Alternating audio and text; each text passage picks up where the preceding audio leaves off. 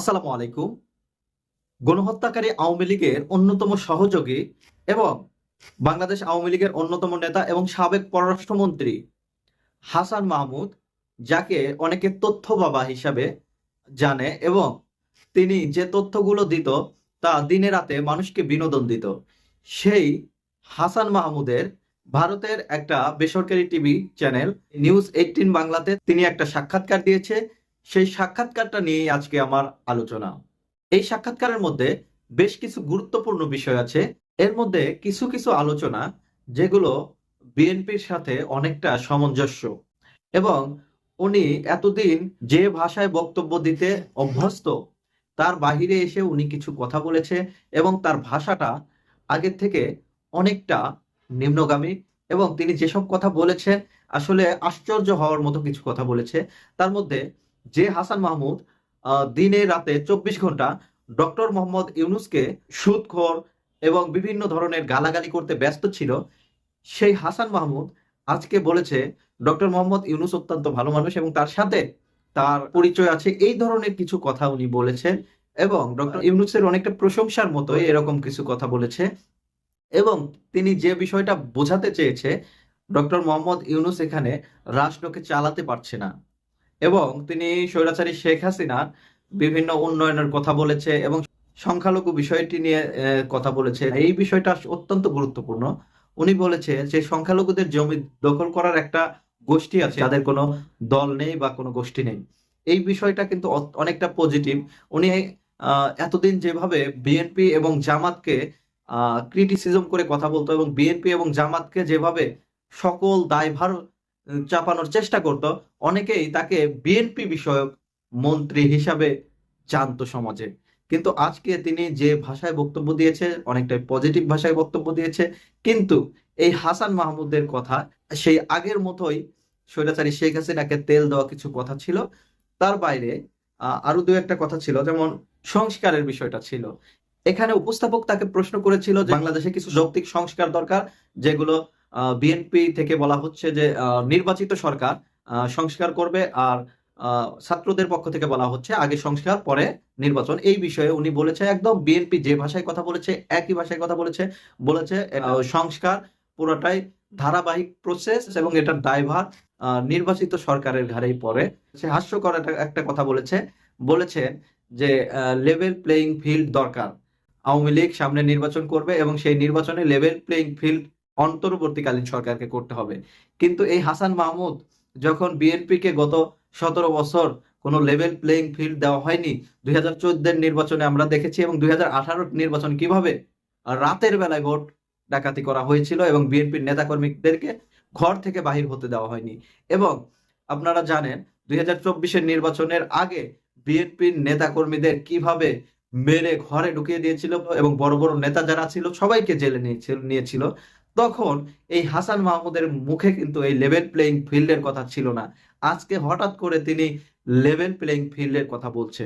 এবং মেজর ডালিমের বিষয়ে উনি একটা কথা বলেছে, একজন মেজর ডালিমের বক্তব্যের মাধ্যমে বাংলাদেশের ইতিহাস পাল্টে যাবে না। ইতিহাস পাল্টানোর যে নজির সেটা আমরা আওয়ামী লীগের মধ্যে দেখতে পারি। কিভাবে জিয়াউর রহমানকে খুনি হিসাবে পরিচিত করা হয়েছিল এবং কিভাবে বাংলাদেশের প্রত্যেকটা স্বাধীনতা যুদ্ধে কার কি অবদান সবগুলো ঢেকে রাখা হয়েছিল। শুধু এক ব্যক্তি কেন্দ্রিক স্বাধীনতার যে বাসি পচা ইতিহাস, সেই ইতিহাস বাংলাদেশের ছাত্র জনতাকে জানানো হয়েছিল, যেগুলো এখন ছাত্র জনতা বুঝতে পারছে, সেগুলো ছুঁড়ে মারার চেষ্টা করছে। এই যে যে ইতিহাস বিকৃতির বিষয়টা বলে, সবচেয়ে বেশি ইতিহাস বিকৃত করেছে শেখ হাসিনা এবং তার পান্ডারা। সেই শেখ হাসিনার পান্ডাদের মধ্যে অন্যতম হচ্ছে এই হাসান মাহমুদ। হাসান মাহমুদ বিভিন্ন ভাবে এমন এমন তথ্য বাজারে ছড়াতো যেগুলো একদম মিথ্যা এবং মানুষকে হাসাতো এবং বিনোদন দিত। সেই হাসান মাহমুদের মুখে এখন ইতিহাস বিকৃতির কথা আসছে। এবং উনি কিছু পজিটিভলি কিছু কথা বলেছে যে আহ মানে রাজনৈতিক দলগুলো পরস্পরের সাথে বসতে পারে না, পরস্পরের মুখ দেখতে পারে না, পরস্পরের সাথে বসার যে চিন্তা, রাজনীতির জায়গায় রাজনীতি থাকবে এবং একে অপরকে সম্মান শ্রদ্ধার যে বিষয়টা, সেটা হাসান মাহমুদের মতো মানুষের মুখ থেকে আমাদের শুনতে হচ্ছে। বিষয়গুলো শুনতে হচ্ছে হাসান মাহমুদের মধ্যে থেকে। এই হাসান মাহমুদকে বলা হতো বিএনপি বিষয়ক মন্ত্রী।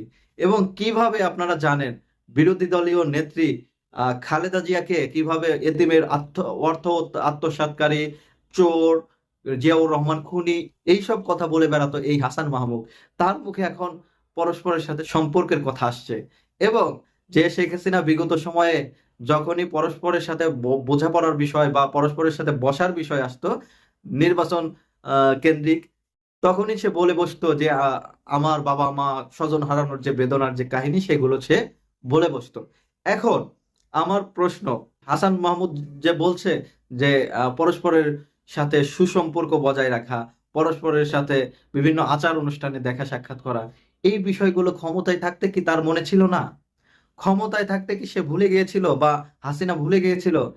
এখন এবং নিউজ 18 বাংলাতে শেষে একটা কথা বলেছে যে বিএনপির সাথে তাদের কোনো জোট বা সম্পর্ক করার কোনো ইচ্ছা আছে কিনা।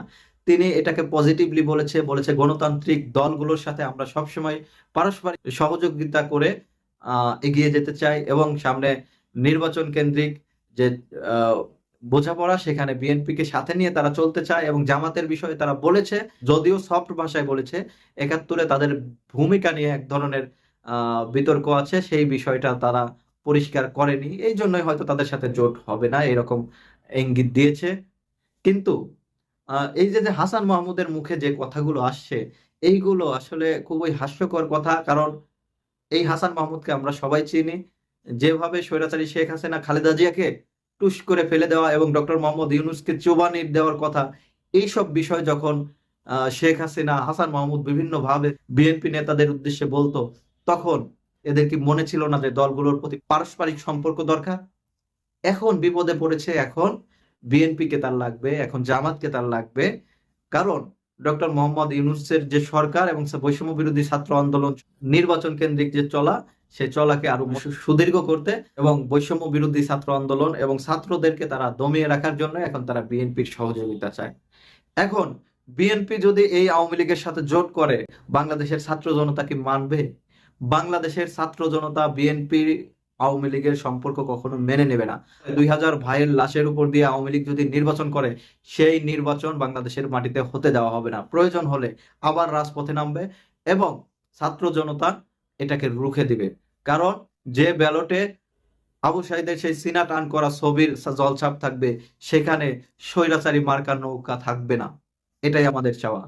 স্বৈরাচারী সহযোগীদের মার্কা ওই আবু সাইদের জলছাপ দেওয়া কোনো ব্যালটের মধ্যে থাকবে না। যদি ওই ব্যালটের মধ্যে ওই সব মার্কা থাকে, বাংলাদেশের ছাত্র জনতা এই নির্বাচনকে বয়কট করবে এবং এই নির্বাচন বয়কট যে মানুষ করতে পারে সেটা আমরা 7 জানুয়ারি দেখিয়ে দিয়েছিলাম। বাংলাদেশে কোনো নির্বাচন হতে দেওয়া হবে না। এই জন্য ছাত্র জনতাকে অবশ্যই প্রস্তুত থাকতে হবে, যাতে আওয়ামী লীগের সাথে কেউ কোনো বোঝাপড়া করতে না পারে, সেই বিষয়ে সতর্ক থাকার আহ্বান জানিয়ে আজকের মতো এখানেই শেষ করছি। ভালো থাকবেন সবাই। আসসালামু আলাইকুম।